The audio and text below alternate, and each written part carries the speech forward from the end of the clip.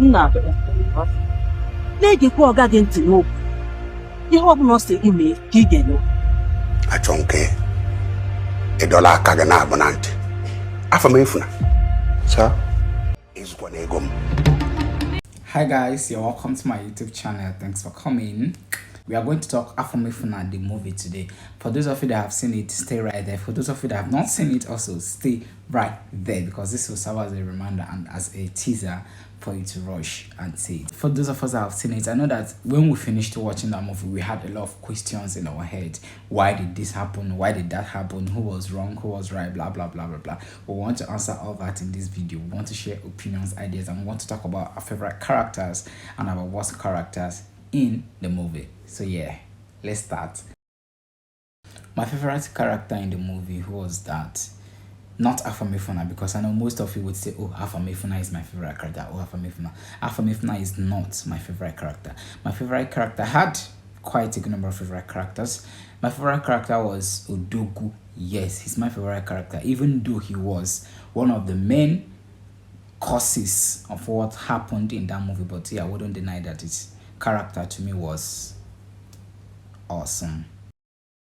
The most annoying character in that movie to me should be Amaka, and I didn't get to realize that until I was done watching that movie because of the girl that played it. She's a very lovely person, so I didn't look that side until I finished watching the movie, and I went on the comment section and I saw people highlighting it, people who think same way I was thinking, and I realized that Amaka obviously was one of the most annoying characters, because who does that? A young girl who her father sees as a saint, a very beautiful, intelligent girl, and you are busy frolicking with one of your father's boys, and from that you had to steal your dad's money to give to this boy.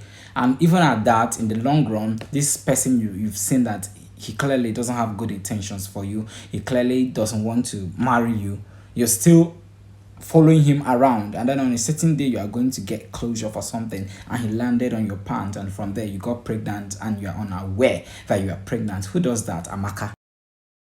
Now this is the main question, because even on Instagram this particular question has sparked arguments on the comment section. My answer to it is no. Udogo didn't do well by settling Afam before Polo, because who does that? Come on, we should all be empathetic. We should put ourselves in others' shoes. If you were in Polo's shoes, what would you have done? If you were in his shoes, how would you feel? I know some of us, someone like me, I wouldn't quit, but I would feel terribly bad. Why? Nobody wants to keep losing. Nobody wants to be left behind.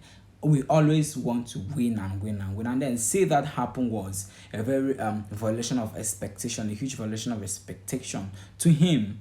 So Odogu indirectly instigated this hatred of Afam by Polo, because we all are humans and we have emotions. Yeah, why not give to me what belongs? And I see a lot of people on Instagram saying, how would Odogu settle in first when he was busy frolicking with the daughter, when he was busy stealing Odogu's money? You guys lie, because Odogu never knew any of this. The movie didn't establish it, and you, if you were in Odogu's shoes, how would you know that one of your boys is sleeping or frolicking with your daughter, and you keep quiet and be observing? No man would do that. They would react immediately. Or you realize that your daughter stole your money to give to a boy, and you let it pass, you let it go.